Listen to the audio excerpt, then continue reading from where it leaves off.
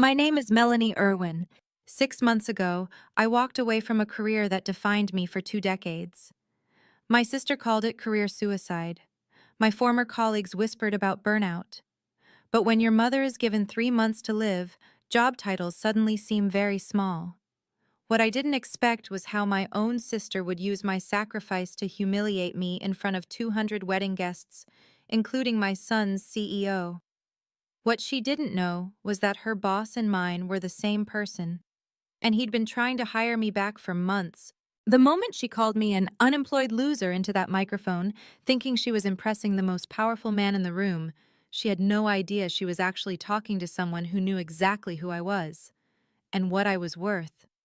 If you're watching this, please subscribe and let me know where you're watching from.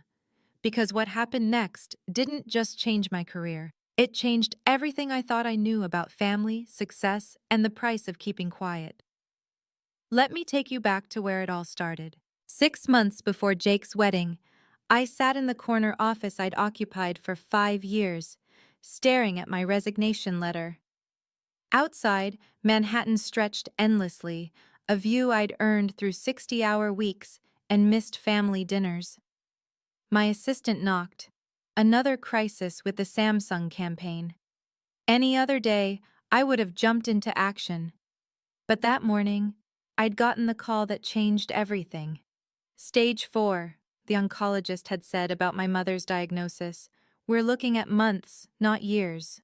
I submitted my resignation that afternoon. 20 years building a reputation as one of the best marketing directors in tech, managing budgets that could buy small companies. $50 million annually, to be exact. My campaigns had generated over 300% ROI consistently for 5 years. Numbers that opened doors, commanded respect, earned me offers from every major firm in the city. But none of those numbers mattered when my mother couldn't remember my name some mornings. Sandra's reaction was immediate and predictable. My younger sister had always measured her worth against mine, keeping score in some competition I never knew we were playing. When she heard I'd left my position, she couldn't hide her satisfaction. "So you're just done?" she'd asked at our mother's house that first week. "All that work, all those years climbing the ladder, and you're throwing it away to play nurse?" I was changing Mom's IV bag, something I'd learned from YouTube videos and a patient home care nurse. "It's called taking care of family, Sandra. It's called giving up." She adjusted her new Hermes bag, a gift to herself for her recent promotion to HR director at some tech company. "But I guess not everyone can handle the pressure of corporate life long term." That stung, but I let it pass.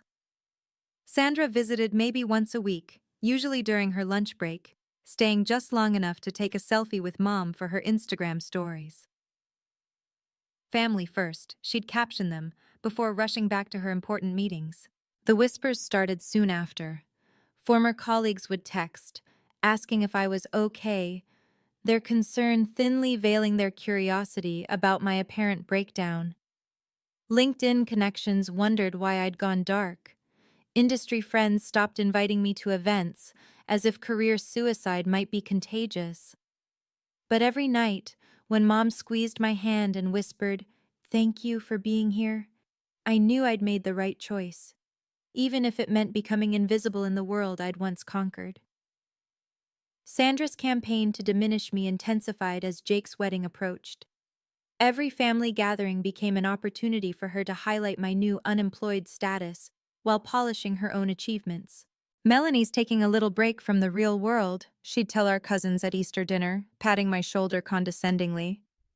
"Some people just aren't built for the long haul." Meanwhile, I just got promoted to senior HR director. Did I mention our CEO personally requested me for the role? She hadn't just mentioned it. She'd announced it on Facebook, LinkedIn, and probably skywritten it somewhere. Her posts always included subtle digs. Success is a choice. Some people choose careers, others choose other things. #girlboss. Never settle. Corporate life. Our relatives started treating me differently. Uncle Robert, who used to ask my advice about his business, now directed his questions to Sandra. Aunt Patricia kept sliding job listings toward me at Sunday dinners. "Just in case you want to get back out there," she'd whisper, as if unemployment was a disease requiring discretion. The week before the wedding, I was at Mom's bedside when Jake stopped by after work. My son had inherited my strategic mind, but his father's kind heart, a combination that made him exceptional at reading people. "Sandra's been talking about you at the office," he said carefully, helping me adjust Mom's pillows. "Your office?" I kept my voice neutral. Jake worked as a software engineer at Tech Vision Corp, the same company where Sandra had landed her HR role. "She doesn't know we work in the same building, different departments." He paused, choosing his words. "Mom, she's telling people you had some kind of breakdown, that you couldn't handle the pressure anymore." I focused on checking Mom's medication schedule. "Let her talk. It's not right. You gave up everything for Grandma. That takes more strength than any job." Jake's voice carried the same protective tone he'd had since he was 5, defending me against anyone who dared criticize his mother. "Speaking of work," he continued, brightening slightly, "my new boss is coming to the wedding. David Chen. He specifically asked about the mother of the groom. Seemed really interested when I mentioned your background. I think he might have heard of you." I smiled at my son's attempt to cheer me up. "That's nice, honey." If only I'd known then that David Chen had more than just heard of me. But some revelations are better saved for the perfect moment. The morning of Jake's wedding, I stood in my childhood bedroom at Mom's house, holding the same pearl necklace she'd worn to her own wedding. She was having a good day, lucid, present, even managing to eat solid food. But I knew these windows were becoming rarer. "You look beautiful, sweetheart," she said from her wheelchair, her voice stronger than it had been in weeks. "Don't let Sandra get to you today." Even in her condition, Mom saw everything. "She's just insecure, you know. Always has been." "I know, Mom." I fastened the pearls, thinking about what I stood to lose if I let Sandra's narrative stand unchallenged. 20 years of reputation evaporated. The respect I'd earned from hundreds of professionals who'd be at this wedding, former clients, industry leaders, 3 CEOs from my contact list who Jake had proudly invited. They'd all hear Sandra's version. Melanie Irwin, former marketing director, current nobody, couldn't hack it, burned out, gave up. Worse, it could affect Jake. Office politics are brutal enough without your new colleagues thinking your mother is unstable. He'd just started at Tech Vision, eager to prove himself on his own merits. The last thing he needed was Sandra's poison spreading through his workplace. My phone buzzed with LinkedIn notifications I'd been ignoring for months. But one caught my eye. A connection update from an account I thought I'd deactivated. Strange. When I clicked through, my old profile showed recent activity I hadn't made. Someone had been viewing my accomplishments, downloading my portfolio pieces, studying my career history. "Melanie?" Mom's voice pulled me back. "Whatever happens today, remember what I taught you about quiet strength. Sometimes the best response isn't the loudest one." I kissed her forehead, promising to video everything for her. She was too weak to attend, but she'd made me promise to stand tall, smile bright, and remember that my worth wasn't measured in job titles. The wedding venue was 40 minutes away, a restored mansion on Long Island that Emily's parents had insisted on booking. As I drove there, I ran through possible scenarios. I could confront Sandra privately, but she'd deny everything. I could ignore her completely, but that would confirm her narrative to everyone watching.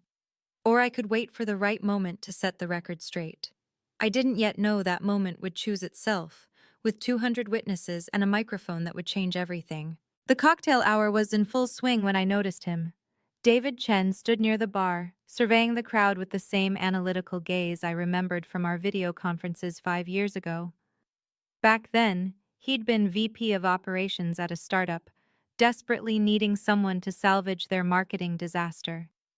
I'd turned their company around in 6 months, leading to their eventual acquisition by TechVision for $200 million. He caught my eye and smiled, not the polite smile of a stranger, but the knowing look of someone holding cards they haven't played yet. Sandra materialized at my elbow, gripping my arm with her manicured nails. "Come on, there are people you should meet.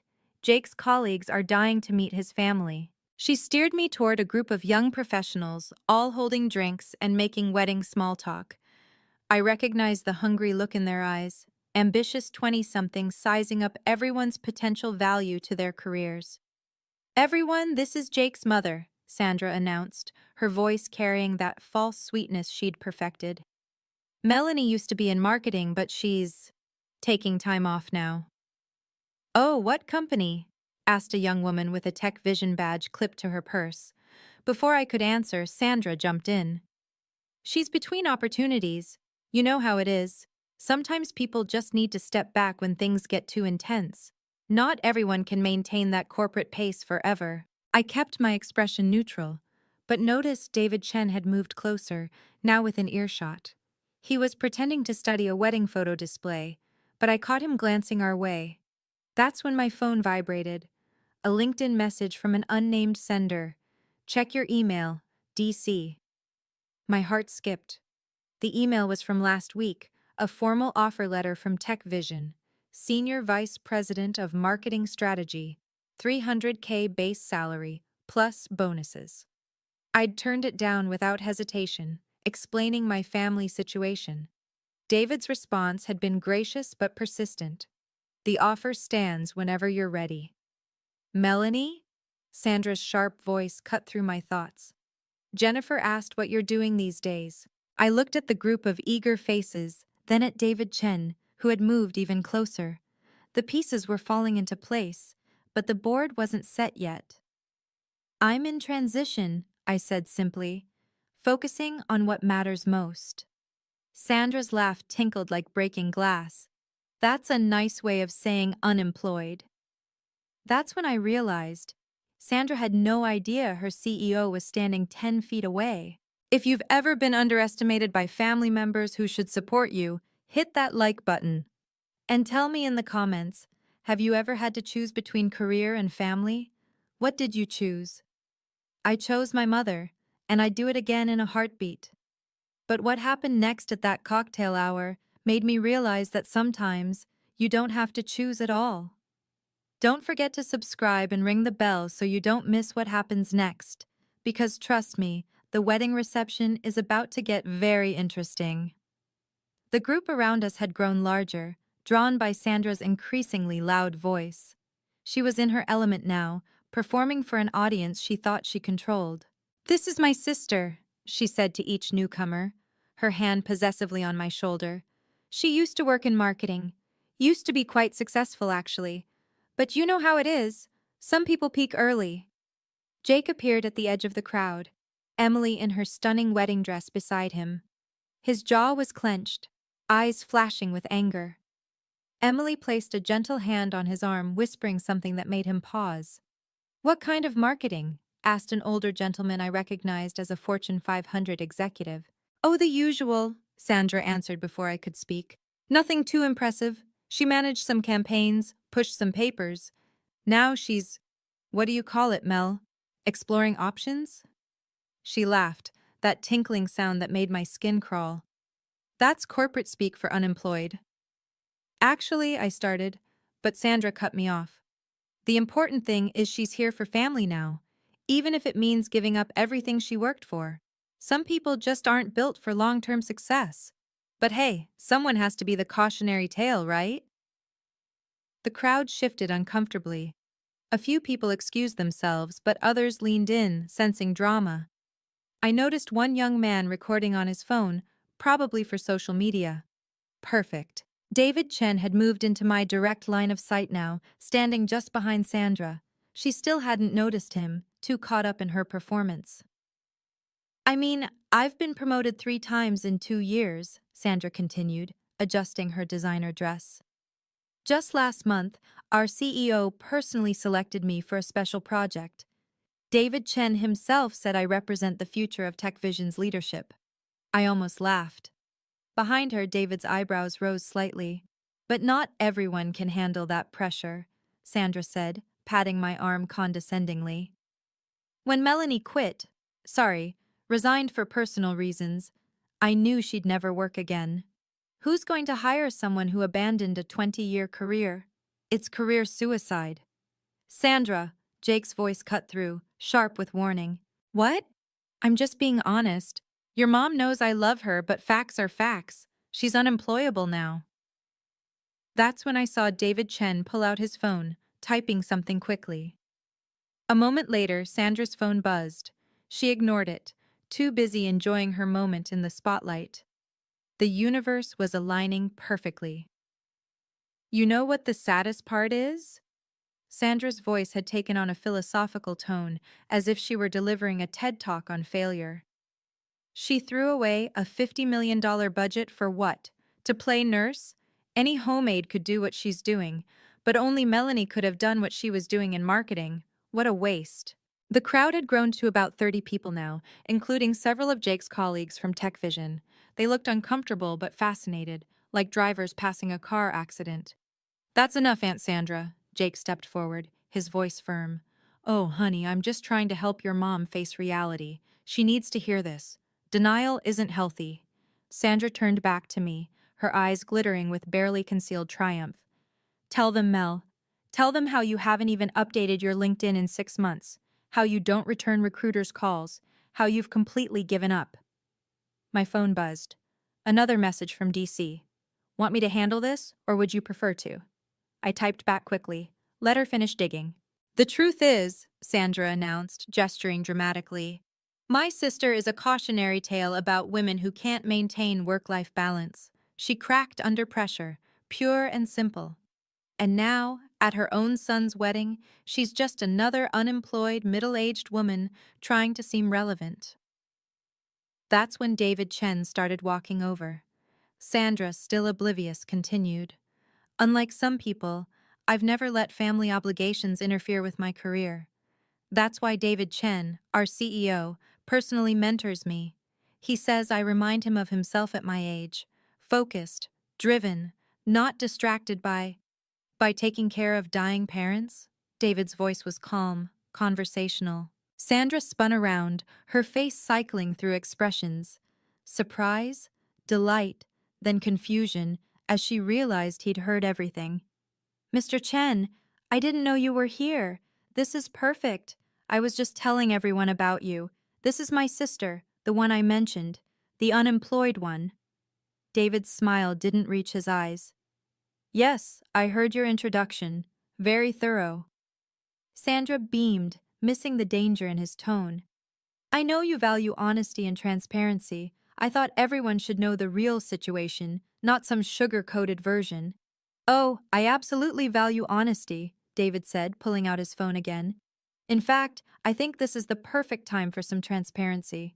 The crowd pressed closer. Jake's hand found mine, squeezing gently. The moment we'd all been waiting for was finally here. David Chen stood perfectly still, his presence commanding the attention of everyone within earshot. Even the band seemed to quiet down, as if sensing the shift in atmosphere.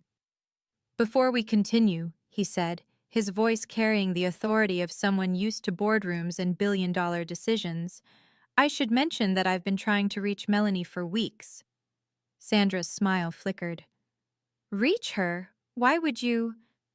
Last month, I offered her the position of Senior Vice President of Marketing Strategy at TechVision, $300,000 base salary plus bonuses. He let that sink in for a moment. She turned me down. The crowd collectively inhaled. Sandra's mouth opened and closed like a fish gasping for air. That's impossible, she stammered. She's unemployed. She quit her job. She's been out of work for 6 months. She left her position to care for her terminally ill mother, David corrected, his tone sharp enough to cut glass. There's a significant difference between giving up and choosing what matters most. He turned to address the growing crowd, his voice carrying clearly. 5 years ago, Melanie Irwin saved my previous company from bankruptcy. She took our disaster of a marketing department and turned it into a machine that generated 300% ROI, consistently, for 5 consecutive years. Sandra's face had gone pale. But she's not working now, because she's declined multiple offers, including mine. Last week alone, she turned down positions from 3 Fortune 500 companies. David pulled up something on his phone. I have the emails right here. Goldman Sachs, Microsoft, and yes, Tech Vision, all rejected because she's prioritizing her mother's end-of-life care. The crowd was dead silent now. Someone had definitely started recording. I could see multiple phones pointed our way. But that's not even the most interesting part, David continued, his eyes fixed on Sandra. Do you know why I'm at this wedding, Ms. Morrison? Sandra shook her head mutely. Jake Irwin is one of our most promising engineers. When he mentioned his mother's background, I recognized the name immediately. Melanie Irwin is a legend in our industry. Her campaigns are still taught in business schools. He paused, letting the weight of his words settle. So, imagine my surprise when my own HR director, someone who reports to me, stands here calling her sister unemployable and a failure. Sandra's hands were shaking now. Mr. Chen, I didn't know. I mean, I was just violating our company's code of conduct regarding professional behavior and respect? The trap had been set perfectly, and Sandra had walked right into it. The revelation hung in the air like a sword waiting to drop. Sandra's carefully constructed superiority was crumbling in real time, visible to everyone she'd tried to impress. There must be some misunderstanding, she said, her voice climbing higher. I didn't know about any offers. Melanie never told me. Why would she? David interrupted. You've spent the last 6 months telling everyone she's a failure. You've posted on social media about choosing career over family. You've used her sacrifice as a stepping stone to elevate yourself. He pulled up his phone again, scrolling through something. Interesting Facebook post from last Tuesday. Some people choose success, others choose excuses. Grateful to work for a CEO who values ambition over emotion. Hashtag Tech Vision proud. Hashtag career first. Several people in the crowd gasped. Jake's colleagues from Tech Vision exchanged knowing looks. They'd all seen Sandra's posts. That wasn't about Melanie specifically, Sandra tried to backtrack. Really? Because the comments suggest otherwise. Your cousin asked if you were talking about your sister, and you replied with a laughing emoji. My phone buzzed again. This time it was a message from someone named Jennifer Liu, the young woman who'd asked about my work earlier. Your sister has been bad-mouthing you at the office for months. We all knew something was off. David's been looking into it. The pieces clicked into place. This wasn't just about tonight. David had been building a case. Here's what's going to happen, David said, his voice taking on the tone I remembered from high-stakes negotiations. Ms. Morrison, you're going to step away from this wedding reception. You're going to think very carefully about your behavior and how it reflects on Tech Vision's values. You can't threaten me at a family wedding. Sandra's voice was desperate now. I'm not threatening anyone. I'm simply clarifying expectations for professional conduct. Our employee handbook, which you oversee as HR director, clearly states that behavior reflecting poorly on the company, even outside work hours, is grounds for review. The wedding coordinator appeared, drawn by the commotion. Is everything all right here? Just a bit of family business being resolved, David said smoothly. Actually, could you bring a microphone? I'd like to make a toast to the bride and groom. Sandra looked like she might faint. The crowd parted as the coordinator hurried away, returning moments later with a wireless microphone. David took it with a smile that didn't reach his eyes. I think it's time everyone knew exactly who Melanie Irwin really is. The microphone feedback squealed briefly, drawing the attention of all 200 guests. The dance floor cleared as people sensed something significant was happening. Good evening, everyone, David's voice boomed through the speakers. I'm David Chen, CEO of Tech Vision Corporation, and I'm honored to be here celebrating Jake and Emily's special day. Polite applause rippled through the crowd. Sandra stood frozen beside me, her face the color of ash. But I also want to take a moment to address something I just witnessed, something that speaks to values, family, and what real success looks like. He turned to face me directly. 6 months ago, Melanie Irwin walked away from one of the most successful marketing careers in our industry. Not because she failed, not because she couldn't handle the pressure, but because her mother needed her. The room was silent except for the soft clink of glasses being set down. For those who don't know, Melanie managed $50 million annual budgets. Her campaigns generated over 300% ROI for 5 consecutive years. She's the architect behind the marketing strategy that helped my previous company sell for $200 million. Gasps echoed through the ballroom. Jake's colleagues were staring at me with new recognition. The Fortune 500 executive from earlier was nodding, as if pieces were falling into place. Last week, David continued, I offered her $300,000 a year to join TechVision. She declined. Not because she's unemployable, as her sister just announced to 30 people, but because she's caring for her dying mother.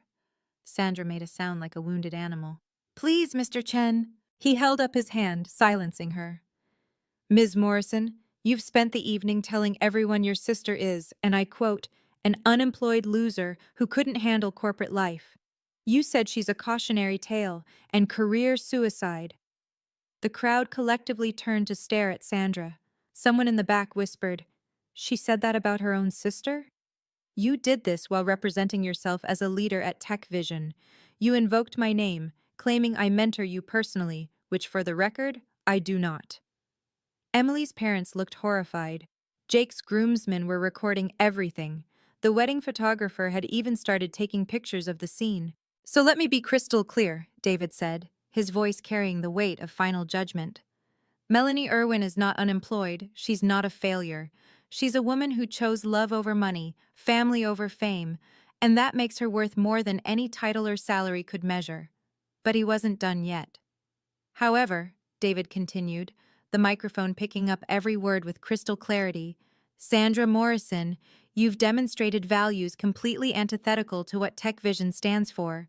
Publicly humiliating family members, especially one caring for a dying parent, shows a lack of empathy that's incompatible with HR leadership. Sandra's legs seemed to give out. She grabbed a chair for support. You can't do this. Not here. Not at my nephew's wedding. You chose the venue when you decided to publicly shame your sister, David replied. You created this moment.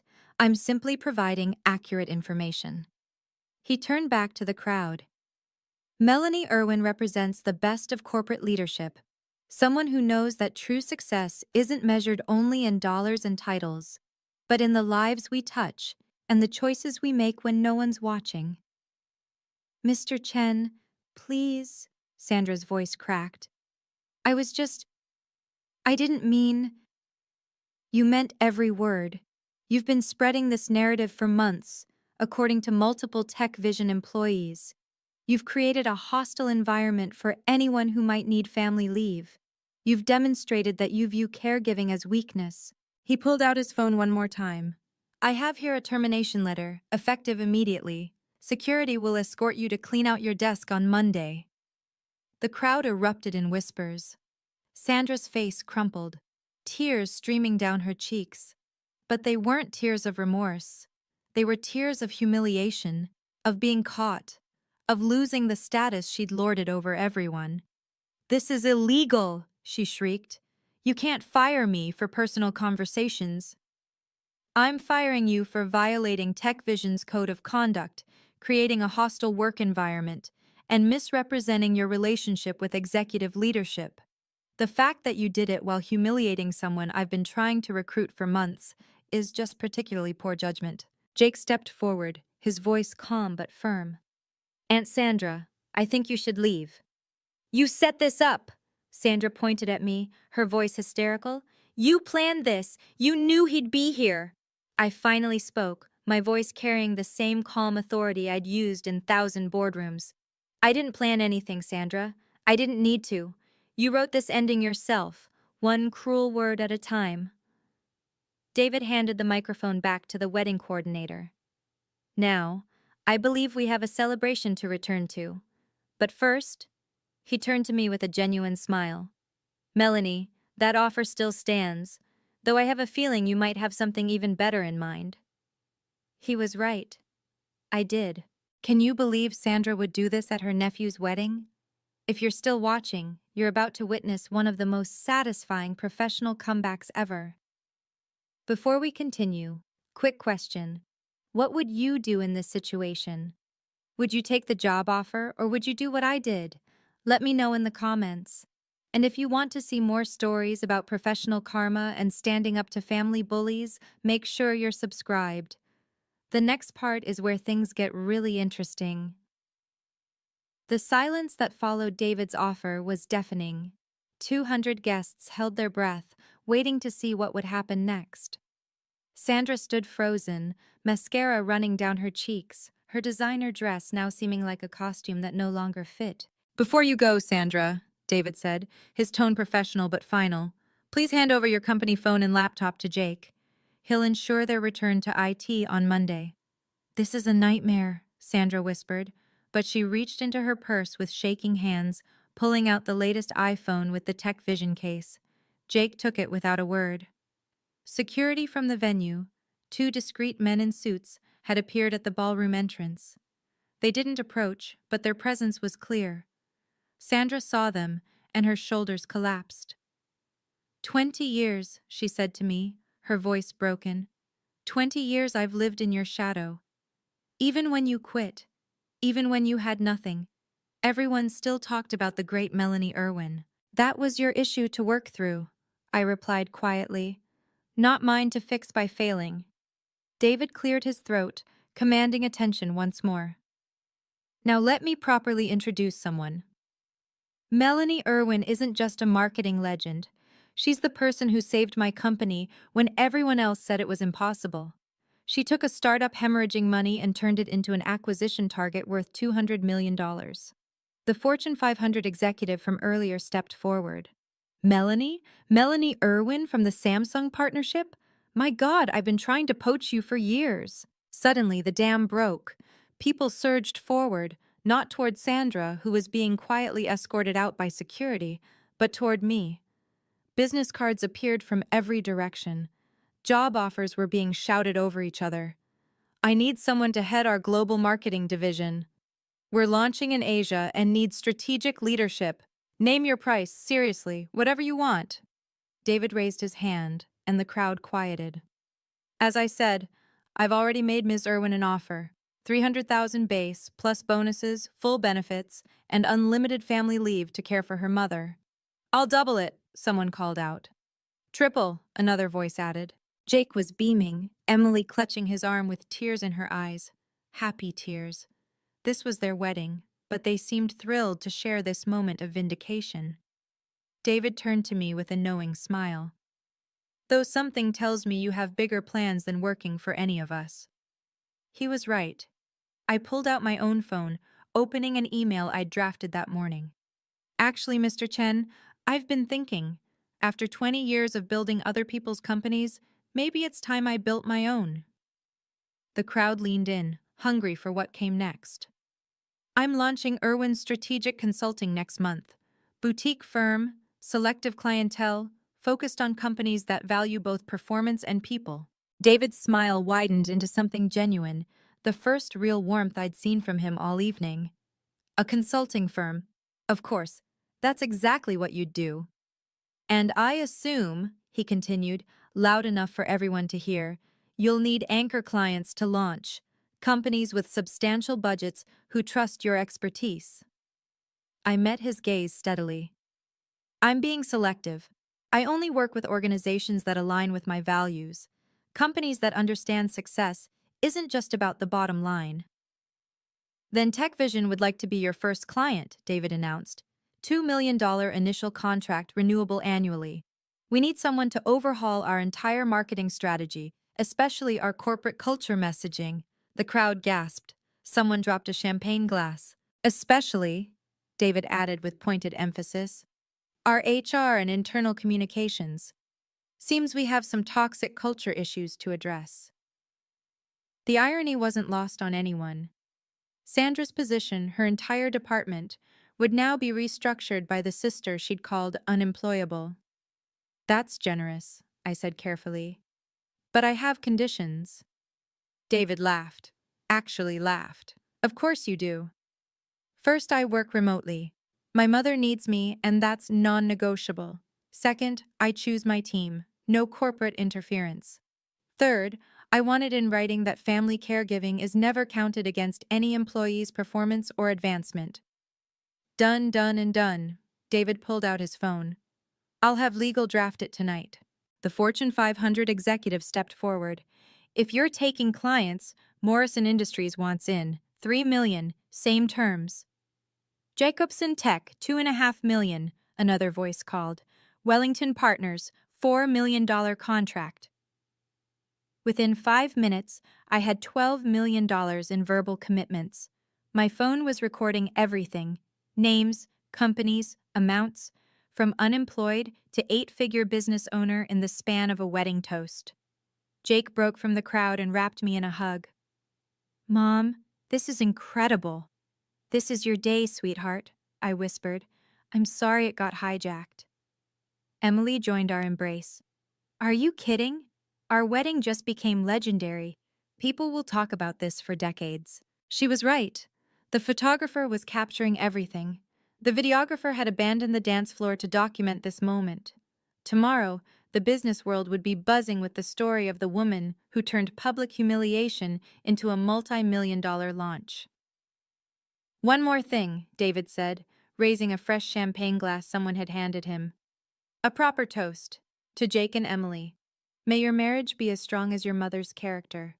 And to Melanie Irwin, who reminds us that sometimes the biggest risk is playing it safe, and the greatest strength is knowing what really matters. 200 glasses raised in unison. To Jake and Emily! To Melanie! As I sipped my champagne, I thought of Mom, watching from her bed. She'd been right about quiet strength. Sometimes the best revenge isn't loud or dramatic. Sometimes it's just success. The rest of the reception reorganized itself around this new reality.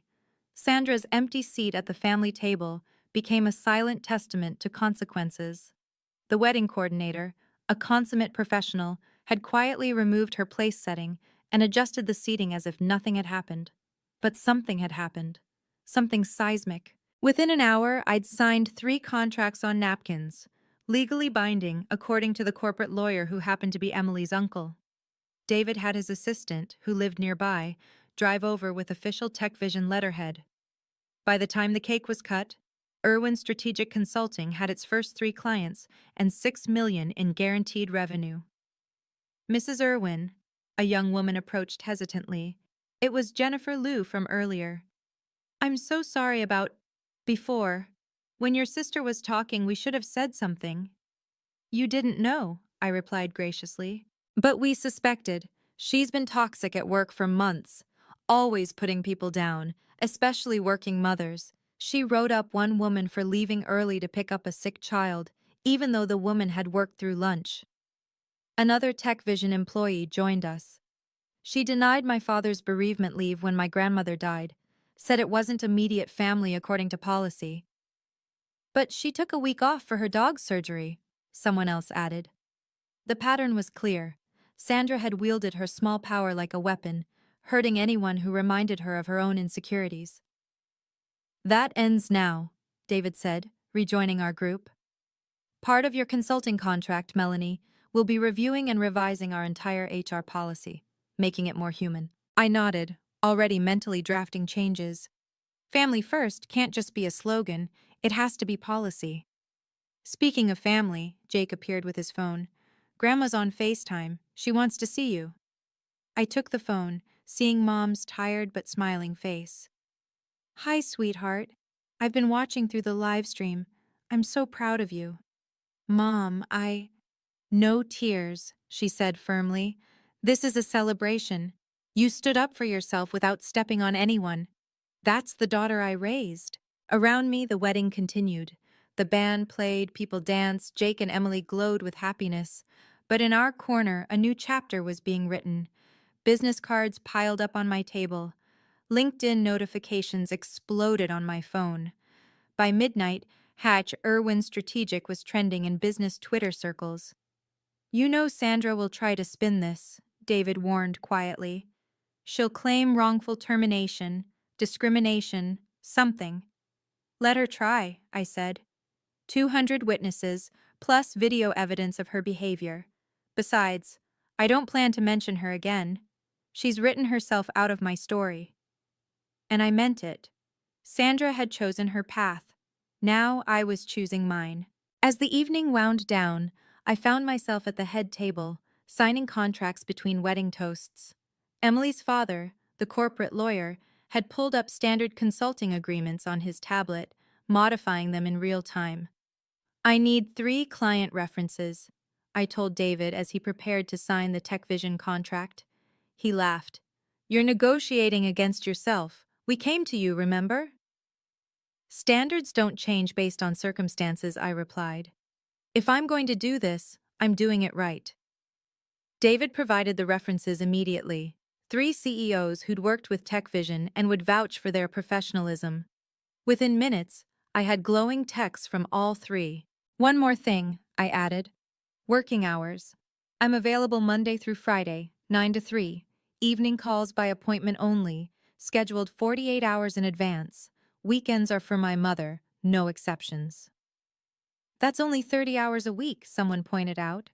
And I'll deliver more in those 30 hours than most do in 60, quality over quantity. David signed without hesitation. Honestly, your term should be the standard, not the exception. Morrison Industries signed next, then Jacobson Tech. Each contract included my non-negotiables, remote work, flexible hours, complete autonomy over strategy, and a clause that specifically protected family caregiving time. You're reshaping corporate consulting in real time, Emily's father marveled. This is unprecedented. No, I corrected. It's overdue. Jake and Emily performed their first dance to At Last by Etta James. As I watched my son hold his new wife, I thought about all the first dances I'd missed while building someone else's empire. The school plays attended by nannies, the bedtime stories told by his father alone while I worked late. Never again. Melanie, David appeared beside me. There's something else. Sandra's position. We'll need to fill it immediately. Do you have recommendations? I thought of Jennifer Liu, who'd shown integrity tonight. Of the employee who'd been denied bereavement leave. Of all the people Sandra had stepped on. Promote from within, I suggested. Someone who's experienced the current culture and wants to change it. Jennifer Liu would be my choice. Consider it done. As the band shifted to upbeat music and the dance floor filled, I stepped outside for air. The October night was crisp, stars visible despite the Long Island light pollution. My phone showed 17 missed calls from Sandra. I deleted them without listening. Tomorrow, I'd file the LLC paperwork for Irwin Strategic Consulting. Tonight, I'd dance at my son's wedding, video call my mother, and celebrate not just a marriage, but a rebirth. Sandra had called me unemployable. By Monday, I'd be her former company's highest-paid consultant. Sometimes the best revenge really is massive success. Monday morning arrived with a flurry of activity I hadn't experienced in 6 months. But instead of commuting to a Manhattan high-rise, I was setting up my laptop at Mom's kitchen table, her oxygen machine humming softly in the background. By 9 a.m., Irwin Strategic Consulting was officially incorporated. By noon, the contracts had been formalized, reviewed, and deposits transferred. $2 million from TechVision hit my business account while I was feeding Mom lunch. 6 months ago, you had everything, Mom said weakly, squeezing my hand. Now you have everything that matters. The news had already spread through the industry.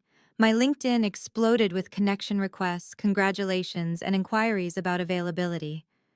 3 separate business journals requested interviews. Forbes wanted to do a piece on the rise of compassionate consulting. Sandra's termination had also made waves. TechVision issued a statement about restructuring to better align with corporate values. Jennifer Liu was promoted to interim HR director with a mandate to overhaul the entire department. First order of business, Jennifer told me during our initial call, is implementing your family-first policies, unlimited caregiving leave, flexible hours for parents, mental health support, everything Sandra blocked. Jake called during his lunch break. Mom, you're legendary at the office. Everyone's talking about Saturday night. Also, 3 more companies called asking for your contact information. I'm booked solid for the next year, I told him, but I'll keep a waiting list. That afternoon, while Mom napped, I drafted my first strategic report for Tech Vision. It was scathing. Their corporate culture was toxic, their messaging hypocritical, their employee retention abysmal. Sandra had been a symptom, not the disease. This will take 18 months to fix, I told David during our video call. And it starts with leadership acknowledging the problems. Whatever it takes, he agreed. Saturday night was a wake-up call. If we have employees like Sandra in leadership, what does that say about us? By Friday, Irwin Strategic had 6 employees, all remote, all parents or caregivers, all brilliant professionals who'd been pushed out of traditional corporate structures. We met virtually during school hours, delivered exceptional work, and still made it to soccer games and doctor's appointments. The first month's revenue exceeded my entire previous annual salary. But more importantly, I hadn't missed a single moment with Mom. I was there for her bad days and good ones, her confusion and clarity, her fear and peace. You know Sandra applied to work here, my assistant mentioned during our Friday check-in. I know, I replied. I forwarded her resume to a competitor. Everyone deserves a second chance, just not from me. Professional boundaries, the most important lesson Sandra never learned. 3 months later, I sat in Mom's hospice room, laptop balanced on the bedside table, leading a virtual board meeting for Morrison Industries. Mom was having a good day, alert enough to listen and occasionally smile at my professional voice. The third quarter projections exceed expectations by 40%, I reported, sharing my screen with 12 executives. The campaign resonated because it was authentic, your employees' real stories, not manufactured corporate speak. Melanie, this is remarkable, the CEO said. How did you identify these stories? I listened, something my sister never learned to do. After the meeting, I held Mom's hand while she dozed. The hospice nurse, paid for by my new income, adjusted her medications with practiced gentleness. Every penny I earned meant better care for her, more comfort in her final journey. My phone buzzed. An email from Sandra. Melanie, I know you won't respond, but I need to say this. I was wrong. I was jealous, insecure, and cruel. Losing everything taught me what you already knew. Success without family is just emptiness with a title. I'm working at a small firm now, entry level, starting over. Your referral got me the interview. Thank you for that grace I didn't deserve. Mom would be proud of you. You chose love, Sandra. I didn't reply, but I didn't delete it either. Forgiveness would come eventually, but trust was gone forever. That evening, Jake and Emily visited, bringing wedding photos. In every shot from the reception, you could see the moment things changed. Sandra's shock, David's revelation, my quiet triumph. But the best photo was later, just family, -1, laughing at the head table. No regrets? Jake asked, studying my face. None. I have my own company, set my own terms, and haven't missed a single day with Grandma. Your aunt gave me a gift, actually. Her cruelty forced me to stop playing small.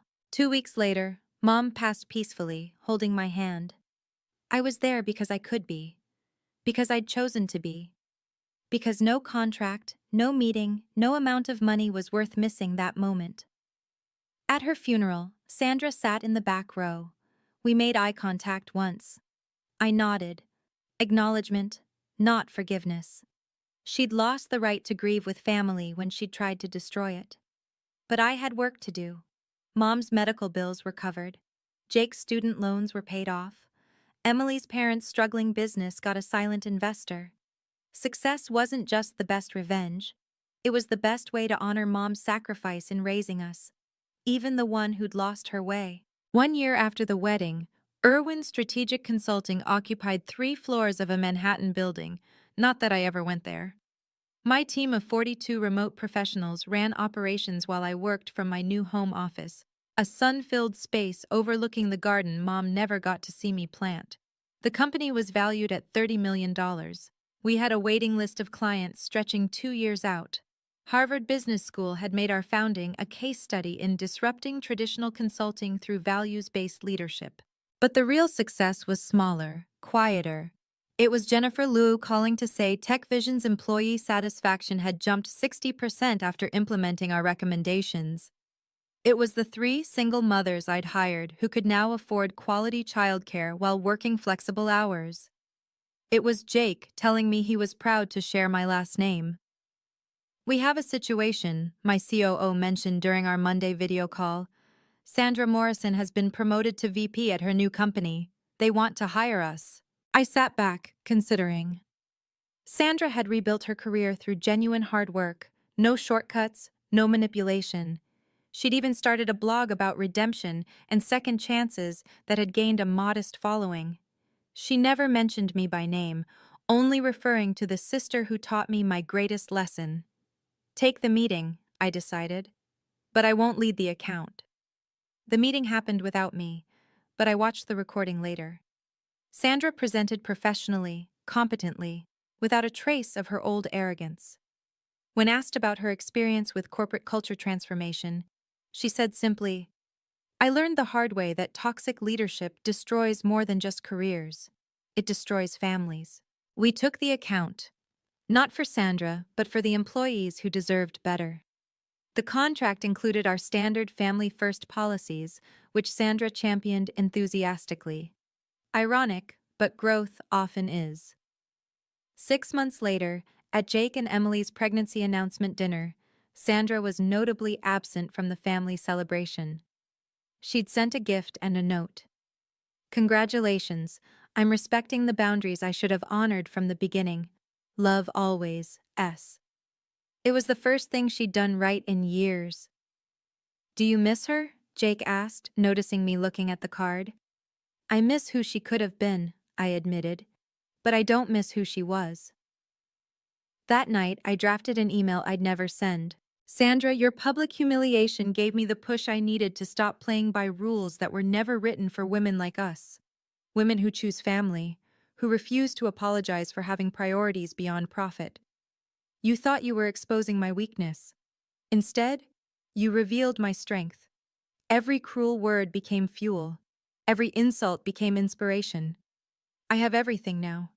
The career, the flexibility, the financial freedom, and most importantly, the knowledge that I was there when Mom needed me. Can you say the same? Success isn't the best revenge. Living authentically is. And thanks to you, I finally am." I deleted the draft, but kept the lesson. Some bridges are meant to burn. They light the way forward. Tomorrow, I'd review proposals from 6 new clients. I'd have lunch with Jake. I'd visit Mom's grave with fresh flowers. I'd live the life Sandra had mocked, and I'd thrive in it. Because the best response to someone calling you a failure? Succeed so brilliantly they become a footnote in your success story. And Sandra? She was barely a comma now. That's my story of how my sister's attempt to humiliate me became my biggest business opportunity. If you've made it this far, you're amazing. Please subscribe and hit the notification bell. Have you ever had family members underestimate your choices? Share your story in the comments below. And if you want to hear about the time Sandra tried to poach my biggest client and ended up getting herself blacklisted from the entire industry, well, that's a whole other story. Let me know if you're interested. Remember, your worth isn't determined by your job title, but by the lives you touch and the choices you make when it matters most. See you in the next video.